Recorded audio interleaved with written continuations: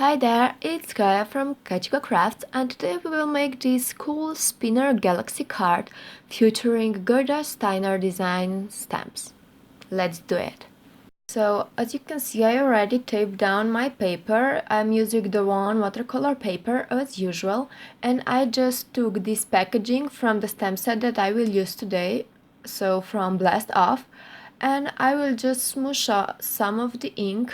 I will be using distress inks on my plastic sheet, and I will apply some water, and then I will just turn the plastic around and I will apply it directly to the paper. First, I'm using Stormy Sky, and as you can see, it's really light when I apply the color. That's why you will see me build more of the colors on top. Now I will be using shaded lilac, and I will again smoosh it to my plastic sheet, and now you can see that I applied too much water, and that's not good. That's why I will just use my tissue and smoosh some more color there, and I will just heat set it in between because I don't want my colors to mix. I just want it to put on top of each other, and I won't show the actual heat setting on the video, but I know that you get what I'm talking about. So now I'm using Evergreen bough, and I will just smoosh it on and I will heat set it again and I will continue. I have decided that I will use one more color. This one is actually Blueprint Sketch, and this is actually dark enough to bring our galaxy to life. And of course we need to add the last color. This will be this black that's called black soot, and I again applied too much water. That's why I will dab some off with my tissue, and this will actually add the depth to our galaxy. And I will apply this black color again because it was a bit too grayish for me, and you will see that it will be still gray, but we will have some more color there in the middle. So I will just heat set this once again, and then it will be the time to add the splatters to make our galaxy even more interesting. I will use this big brush at first because I wanted big splatters, and then I will move to this small brush and I will add these really small splatters. It actually makes a big difference to have different sizes of splatters, and of course different colors. That's why I will use this white paint, and I will just add water, and as you can see this is quite thick, so I will just add a lot of water and make these small splatters again. And of course I will heat set it and we will move on to the coloring. I decided to use this spaceship stamp, and I will just stamp it with my Versafine Onyx black ink on my Derwent watercolor paper, and then I will move on to the coloring. As you can see, I prepared the tissue if I need to wipe out any color, and I started coloring with my yellows, and then I will move on to this color called Persian blue, and I will color in the window from our spaceship. And of course we need our spaceship to be colored, so I will use this deep red, so we will have this bright image to add some interest to our galaxy.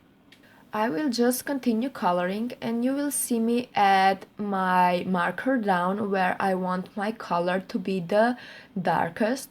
So I will just add it where the shadows would be, and as you can see that's where the wings go to our spaceship, and so on so on. You actually, if you are coloring, you just feel it. If you don't know how to start, just go with the central highlight, so to put the highlight in the center and the shadows on the left and to the right, and you will do good.